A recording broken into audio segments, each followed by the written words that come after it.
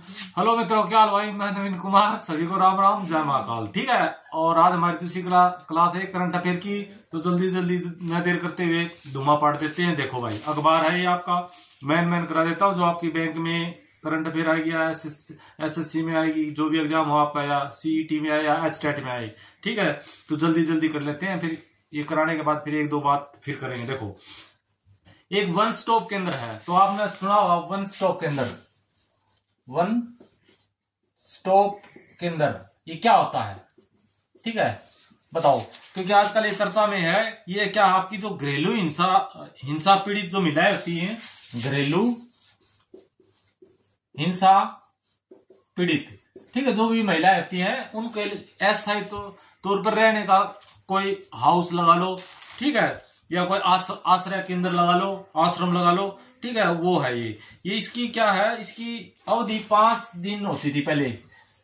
मालिक घरेलू हिंसा पीड़ित महिला तो पता होगा ना, उसका पति, उसकी सासू ससुर मान ले उसको धमकाते हो, उससे पीड़ित हो, तो उसको पहले इस वन स्टॉप केंद्र में 5 दिन रखते थे। अब 5 से 10 दिन बढ़ा दिए गए हैं भाई ये। ठीक है, ये आपका कभी आ जाए पेपर में, वन स्टॉप केंद्र क्या होता है, तो घरेलू हिंसा से पीड़ित महिलाओं के लिए ये आश्रय होता है या आश्रम होता है। ठीक है, रहने के लिए होता है ये, बस इतना ही इसकी।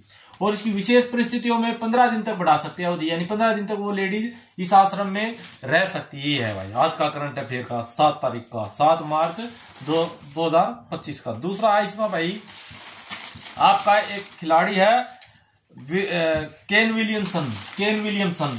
ठीक है, तो केन विलियमसन आपका मार्कर कहां भाई हो ना, केन विलियमसन आपका न्यूजीलैंड का क्रिकेटर है। ठीक है, क्योंकि आजकल चर्चा में तो इस टाइप के वैसे क्वेश्चन आते हैं आपके बैंक में ज्यादा। केन विलियमसन, उसका क्रिकेट खेल से पूछ लेंगे, केन विलियमसन। ठीक है, केन विलियमसन पहले न्यूजीलैंड का कप्तान भी रहा क्रिकेट का, लेकिन आजकल एज ए खिलाड़ी खेलता है। तो क्योंकि इसने आजकल आज 19,000 ठीक है रन पूरे किए हैं अपने वनडे में, इसलिए।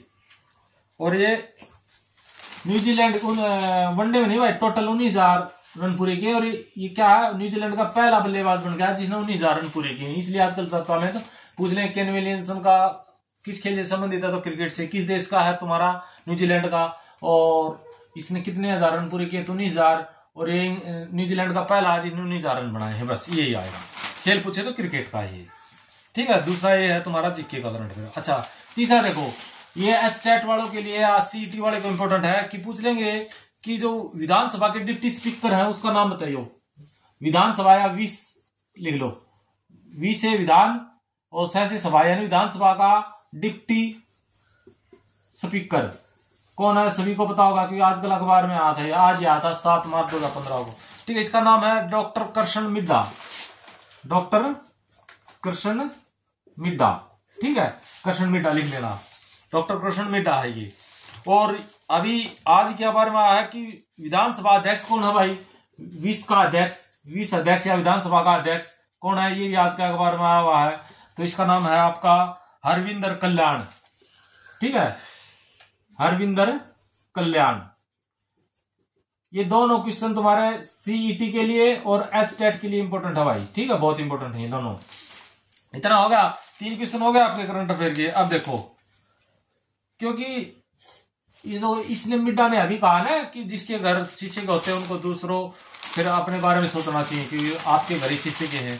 तीसरा देखो, वैसे टेस्ला पूछ लेगा, टेस्ला किस देश की कंपनी है? टेस्ला बताओ, एलन मस्क की है ये, तो किस देश की है ये? यूएसए की, अमेरिका की। पूछ लेता कई बार, पहले एक बार पेपर में आता कि नोकिया जो है मोबाइल जो बनाती थी वो किस देश की है, या टेस्ला किसकी है, मोटरोला किसकी है, तो मोटरोला भी अमेरिका की है। ठीक है, एक दिन एक वीडियो बनाएंगे जिसमें सारी कंपनियों को बता देंगे इस देश की है टेस्ला।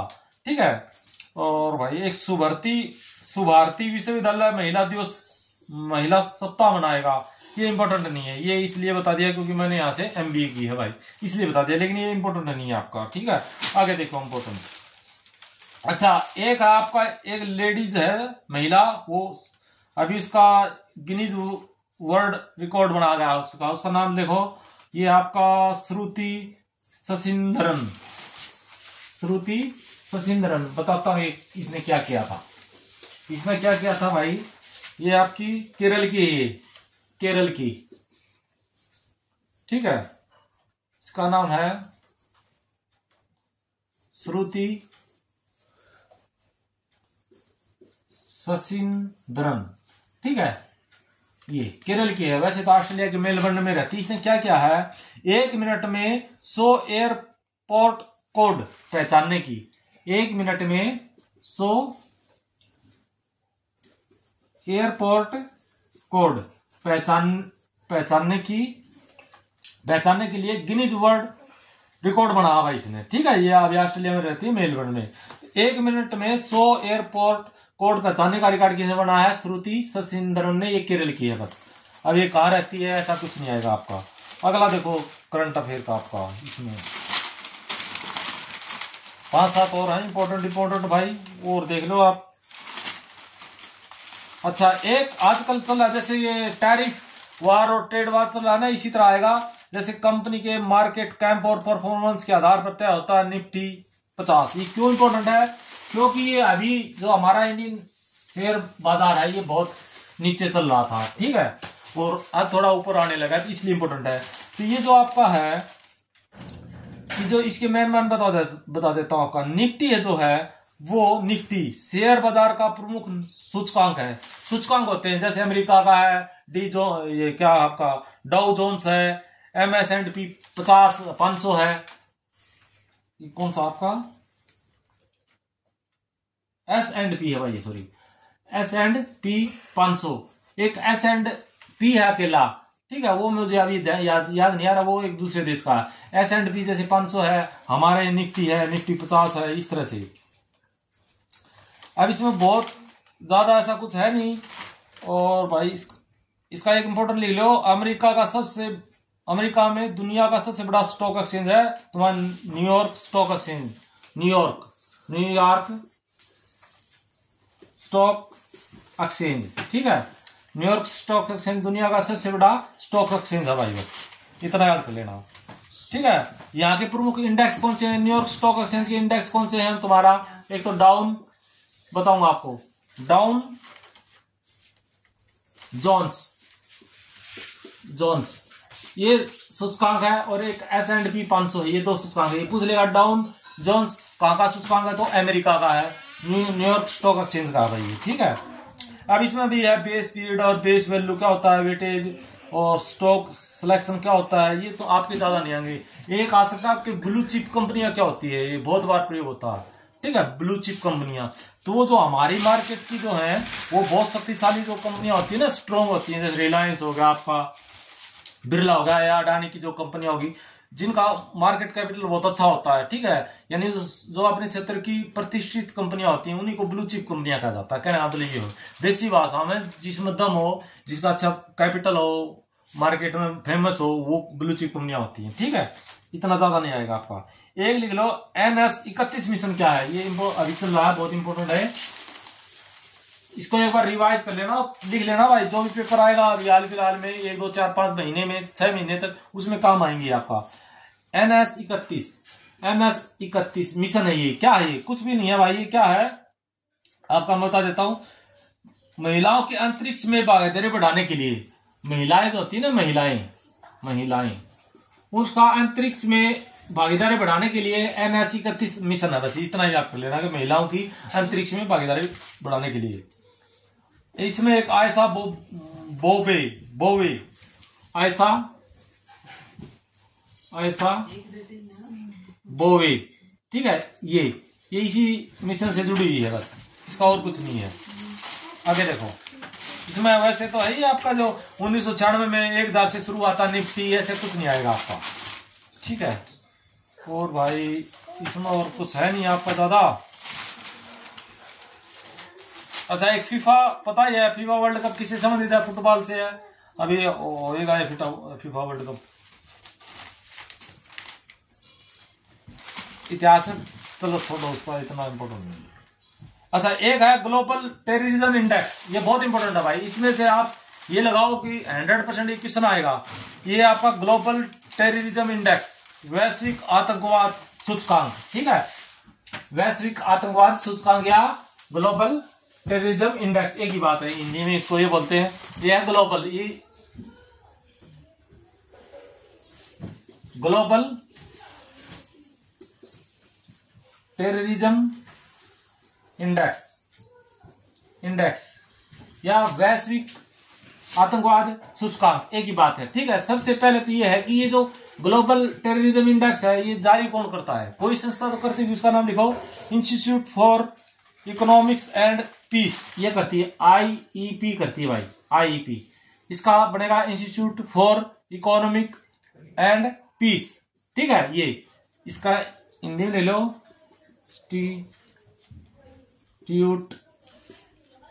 For economics